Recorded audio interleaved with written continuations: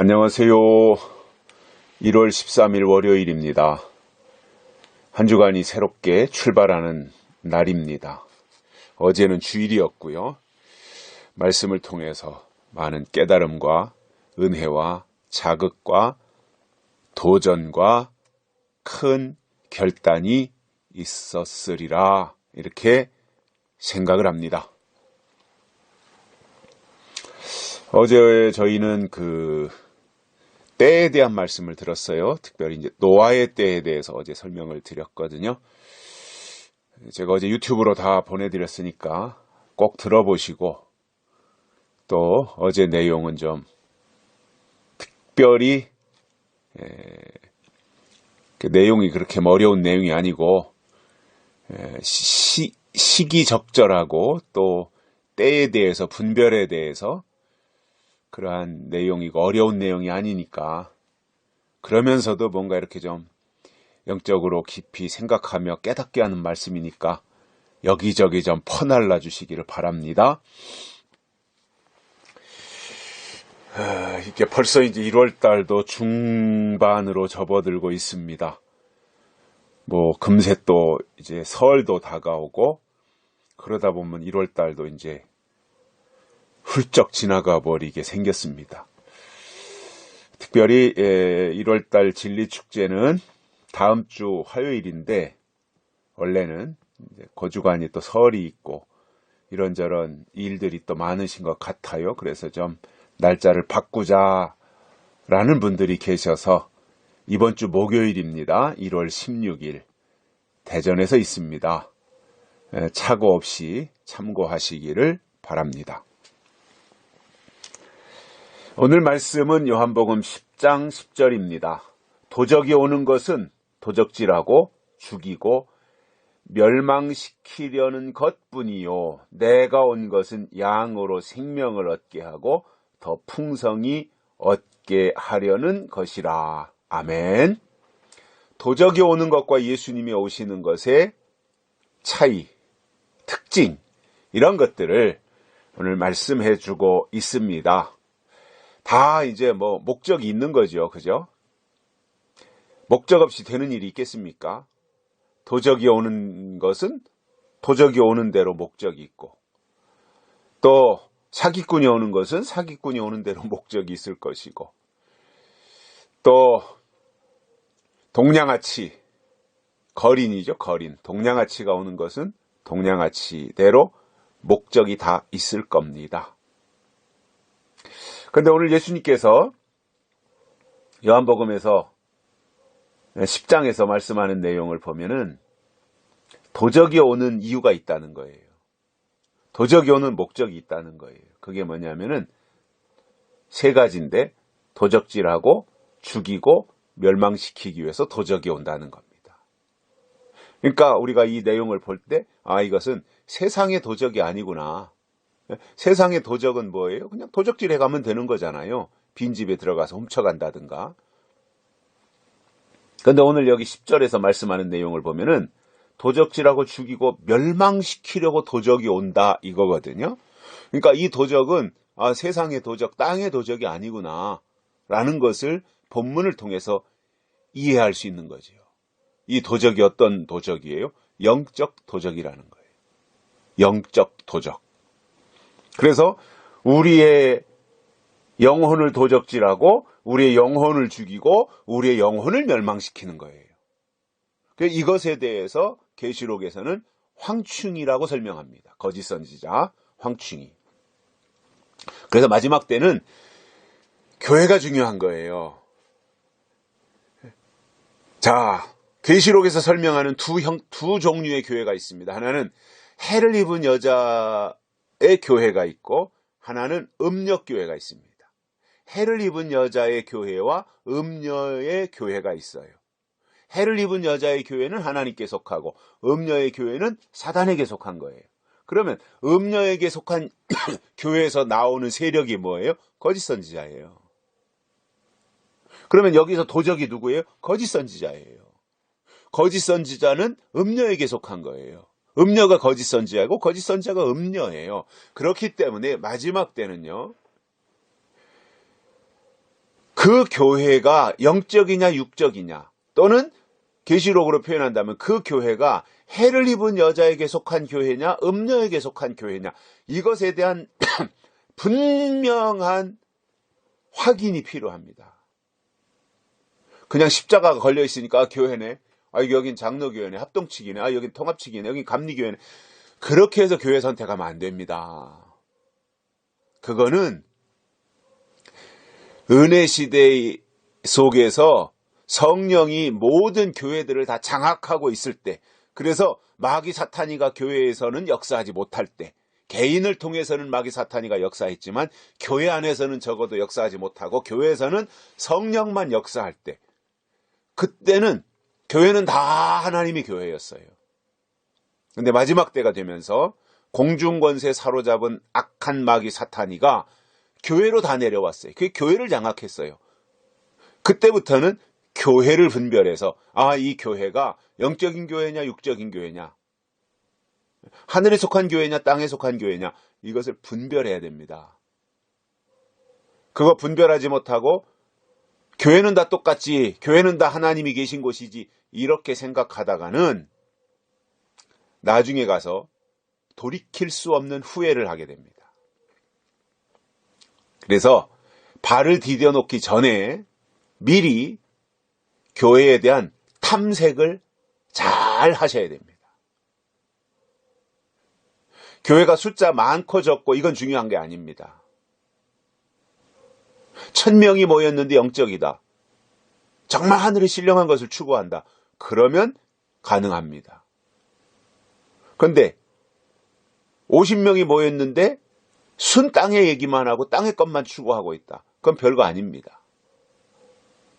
30명이 모였는데 육적인 얘기만 한다, 그거는 잘못된 겁니다. 그런데 10명이 모였는데 거기는 영적인 것을 추구하고 하늘의 것을 말하고 예언을 말하고 약속을 말하면서 참교회, 즉 영적인 교회를 추구하는 해를 입은 여자에게 속한 신앙을 추구한다면 거기는 좋은 교회입니다. 마지막 때는 10,000명이 모이느냐 5,000명이 모이느냐 3,000명이 모이느냐 이게 중요하지 않아요. 하나님 앞에 마지막 때는 숫자가 중요하지 않아요. 숫자라는 것이 뭐예요? 아무리 많이 모였는데 그것이 피레미 새끼면 어디다 써먹을 겁니까? 예? 잔뜩 버글버글하게 모였는데 그게 다 별 볼 일 없는 망둥이 새끼나 새우나 이런 거 어디다 써먹어요. 그런데 소수의 사람들이 그저 한 몇십 명 모였는데 그게 다 상어이고 고래이고 그렇다면 그게 더 가치가 있는 거 아닙니까? 새우가 수십만 마리 모인 것보다 고래 한 마리가 훨씬 나을 거 아니에요. 근데 마리수로는 한 마리예요, 고래. 근데 가치는 새우 수십만 마리에다 될 게 아니잖아요. 그래서 마지막 때 하나님은 숫자를 보는 것이 아니라 가치를 보신다 이거예요. 어디에다가 기준을 두고 가치를 두고 있느냐, 이거를 하나님이 보시는 거예요. 그러므로 규모에 속지 마시고요, 숫자에 마음 뺏기지 마십시오. 저 교회는 교회도 크게 적고 숫자도 많고 거기에 성가대도 훌륭하고 오케스트라도 있고 물론 그런 것들이 다 갖추어졌는데 영적이라면 참 좋지요. 바랄 게 없지요, 더. 근데 제가 그동안 쭉 보면서 느낀 것은요, 큰 교회일수록 영적이기가 어려워요. 큰 교회일수록 하나님 앞에서 신앙적으로 바로 서기가 어려워요.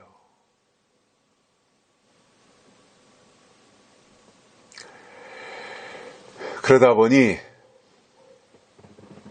그게 참, 그렇다고 해서 작은 교회가 다 오르냐, 그거 아니에요.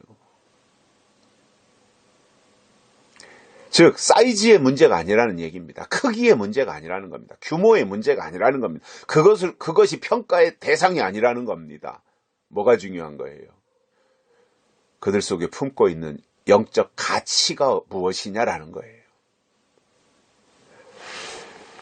그 가치를 가지고 가자는 거지요. 그런데 도적은 뭐예요? 영적 가치가 없어요. 도적질하고 죽이고 빼앗아가고 그리고 멸망시키는 게 목적이에요. 아니 거짓 선지자 목적은 뭐 영혼을 탈취에다가 멸망시키는 게 목적이에요. 황충이가 그 일을 위해서 나오는 거잖아요. 멸망시키기 위해서. 그런데 황충이의 정체를 모르는데 황충이를 어떻게 이깁니까? 거짓 선지자의 정체를 모르는데 거짓 선지자를 어떻게 이겨요? 거짓 선지자는 교회에서 나옵니다. 황충이는 교회에서 나옵니다. 그래서 교회에서 역사합니다. 무슨 말이에요? 황충이나 거짓 선지자가 나오면 교회에서 믿는 자들, 아멘 아멘 하는 사람들을 미혹해가지고 음녀에게로 다 끌고 가는 거예요. 그래서 분별이 중요한 겁니다. 아직도 숫자 많고 규모가 크고 그것을 기준으로 삼고 있다면 신앙이 아직도 하나님으로부터 멀리 있다는 객관적 증거입니다. 좀 전에 제가 말씀드렸잖아요. 숫자가 많은데 그게 피레미냐 새우냐 아니면은 망둥이 새끼냐.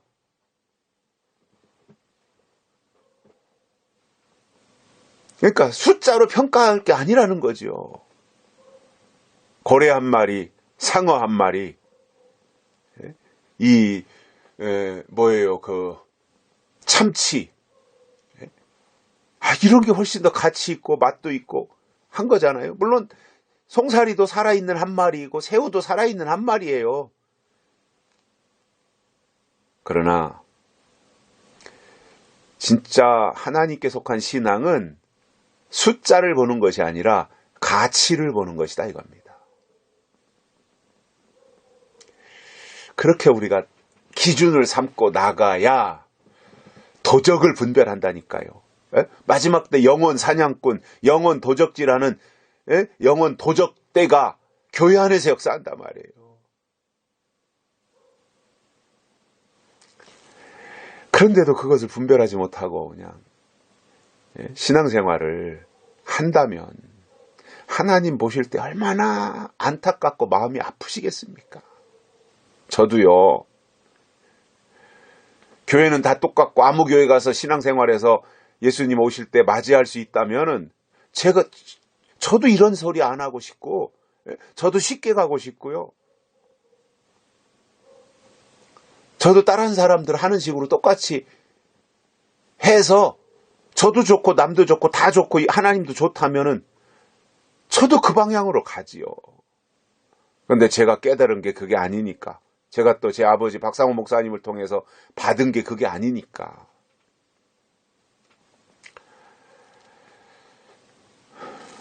그래서 하나님이 원하시는 길이 어디인가 이것을 저 나름대로 계속해서 깨닫고 발견해서 또 알려드리고 하는 거다 말입니다. 적어도요, 정상이라면 도적은 분별해야 되잖아요. 정상이라면 영혼 사냥꾼은 구별해내야 되잖아요. 그 안목은 있어야 되잖아요. 아니 내 간을 빼가고 쓸개를 빼가려고 하는데 문둥이 분별 못하면 안 되잖아요. 그가 지금 사탕을 준다 그래서 좋은 사람이 아닌 거잖아요. 사탕을 주고 그리고 내 간을 빼간다면 그것은 좋은 게 아니라 나쁜 문둥인 거거든요. 그런데 사탕 줬다고 아이고 달콤하다 아이고 좋다 그러고선 쫄랑쫄랑 따라가면 좋은 사람이라고 그러면 그거는 죽는 거지요. 간도 뺏기고.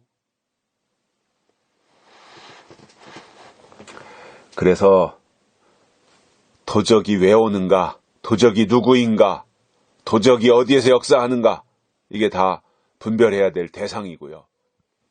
다시 말씀을 드리지만 여기서 도적은 영적 도적이고 우리의 영혼을 탈취해가는 음녀, 거짓 선지자, 황충이, 이것을 설명하는 내용입니다. 그런데 반해서 중반절에 보면 내가 온 것은, 예수님이 오신 이유예요. 왜 오셨느냐? 양으로 생명을 얻게 하고 더 풍성히 얻게 하려는 것이라. 이게 예수님이 오신 이유입니다. 목적입니다. 양으로 생명을 얻게 하고 풍성히 얻게 하는 거다. 예수님은 우리에게 생명을 주시는 분이에요. 유익하게 하는 분이에요. 풍성하게 하시는 분이다 이겁니다. 빼앗아가는 게 아니라, 탈취해가는 것이 아니라, 강도가 아니라, 도적이 아니라, 예수님은 오히려 우리에게 생명을 주시는 분이다. 그렇다면 우리가 어디에 속해야 돼요? 예수에게 속해야 됩니다. 생명에게 속해야 됩니다. 그 신앙생활 하자는 거예요, 저는. 예수에게 속하고 끝까지 예수님이 주시는 생명을 소유하고 살아있는 자로서 살아가자 이거예요. 죽은 자로 멸망당하는 길로 갈 것이 아니라. 이러한 것을 깨닫고 오늘 하루도 승리하시고 이번 한 주간 동안도 하나님과 함께 동행하면서 거룩한 승리의 사람들이 되시기를 바랍니다. 오늘 여기까지 합니다. 고맙습니다.